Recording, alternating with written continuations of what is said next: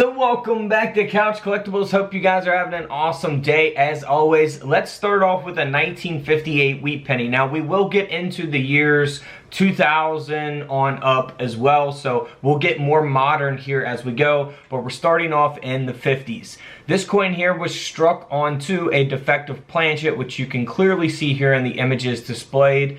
The coin is also graded by PCGS. And this penny ended up selling at auction for over $260. Moving right along to a 1968 Lincoln cent. This coin was actually struck onto a split planchet, so it only weighs 1.55 grams. These coins in 1968 would typically weigh around 3.1 grams. So this coin is authenticated by NGC. And this penny ended up selling for $95 at auction. Not super rare, but it's 95 bucks for a 1968 penny. Next up is a 1970 Roosevelt dime. Now here on the reverse, it looks very normal, but here on the obverse of the coin, you'll see that mint error. You'll see that it has a brockage on the obverse of the coin. Now, this dime is also graded by PCGS at a mint state 62, and this coin sold for over $200 at auction. Moving right along to a 1971 Kennedy half-dollar coin. Now in 1970, that was the last year that they produced Kennedy half-dollar coins in 40% silver. In 1971, those coins were no longer silver. They were just clad coins.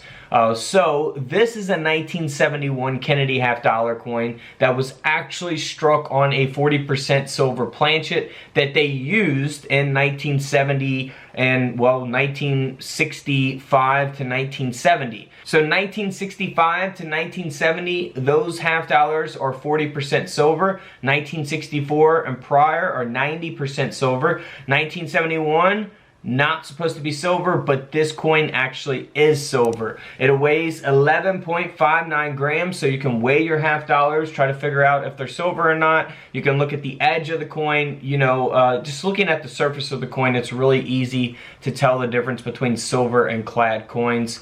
This coin sold for nearly $10,000 at auction. Unbelievable. So if you guys buy coin collections, definitely always look out for coins like this. Now this next coin is one of my favorites, if not my favorite of this video. The 1972 Lincoln cent that has been double struck. So on this penny here on the obverse, you can see that the design was double struck and rotated. You'll see the date there at the bottom on Lincoln's chest there.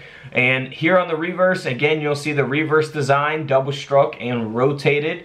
This coin ended up selling for over $525.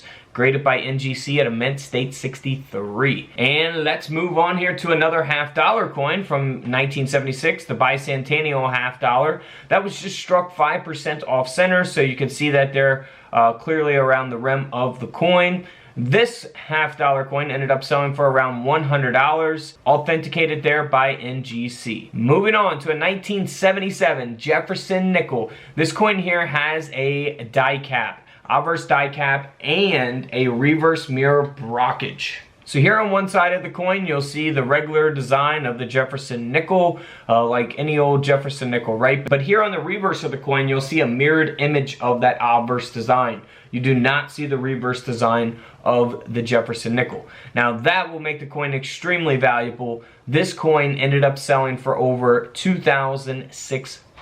$2,600 coin there. Let's move on to back to a half dollar, a 1977 Kennedy half dollar. Here on the reverse of the coin looks very normal, but as we flip the coin over, you'll see that, well, it looks copper, and that's the inner copper layer of the coin because this coin is missing the obverse clad layer. So clad layer on the reverse, but no clad layer on the obverse of the coin.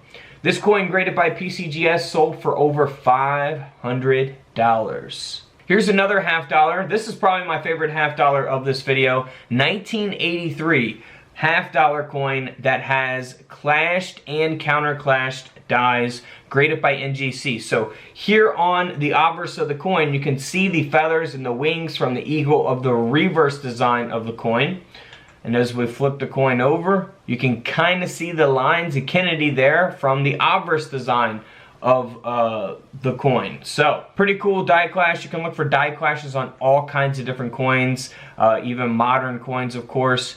This coin ended up selling for over $380. Next up's the 1987 Washington quarter. Looks normal on the reverse of the coin. But here on the obverse of the coin, you'll see the design is faded out. You know, it looks like it's pressed in. And that's because it was struck through a late stage capped die. So, pretty obvious type of mint error. Again, you can look for these on all kinds of different coins as well. This coin sold for over $155. Now here's a coin that recently sold. It's a 1991 1-cent coin. So 1991 penny that was struck onto a 1991 dime. You'll see both designs of the Roosevelt dime along with the Lincoln cent. And this coin ended up selling for nearly $1,000 at auction. Here's a 1995 Washington quarter that was actually struck onto a Jefferson nickel planchet, a 5-cent planchet. That's why the design's being cut off there. So pretty obvious type of mint error there, graded by NGC. This mint error coin ended up selling for $240. Next up, definitely my favorite dime of the video, 1995 Roosevelt dime, where a wire was struck into the obverse of the coin. So you can see that there at the bottom of the coin going through Roosevelt's neck.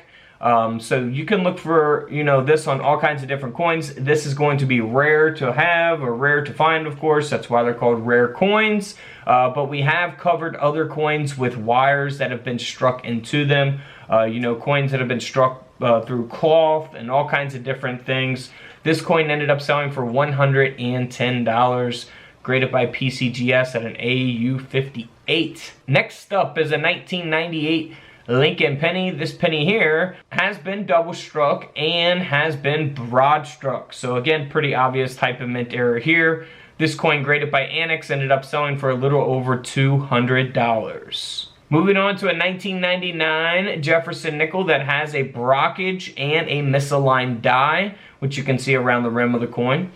So pretty obvious type of mint error here as well. This coin sold for $180. This next coin here sold for over $1,000, and that's because it is a 1999 Jefferson nickel that was struck onto a 1999 penny. So you'll see the design from the penny along with the nickel, both designs on the obverse and reverse. $1,000 for that coin, graded by Annex. Here's a 2000 Lincoln cent that has been double struck. A lot of double strikes here in this video. And the strike was rotated in collar, of course, so you can see the date down here on Lincoln's chest, the 000 from the date 2000. So you see that twice there. Of course, you can see Liberty twice. You can see his head twice. And then here on the reverse, you'll see the whole reverse design double struck and rotated. So even on modern coins, you just never know what you can find. This coin here ended up selling for over $215. Moving on to a 2000 Jefferson nickel that was struck 10% off center, and the obverse of the coin has been struck through. So pretty obvious off center. You see around the rim of the coin. On the obverse, you'll see that large strike through, taking up, you know, almost half of the coin, a good portion of the coin there. This coin ended up selling for $80 at auction. And next up is a 2001 Sacagawea dollar coin that was struck 20% off center, graded by NGC at a mint state 65. This coin ended up selling for around $60 at auction. And to finish it off, this is a 2020 National Park American Samoa quarter that has been struck through on the reverse. So this is always something to look for. If you go to YouTube and type in 2020 quarters couch collectibles, you'll find my 2020 quarter videos, my 2021 quarter videos, 2022 quarter videos, showing you guys what to look for. So you can see that strike through on the bat's face there. Always look for that in your pocket change. You never know if you might come across one. This coin ended up selling for $60 at auction. Not bad for 25 cents. Alright guys, don't forget to subscribe in the middle. Feel free to check out the videos to the left of me. And until tomorrow, I'll see you guys in the comment section below. This is Couch Collectibles, and this is where I disappear.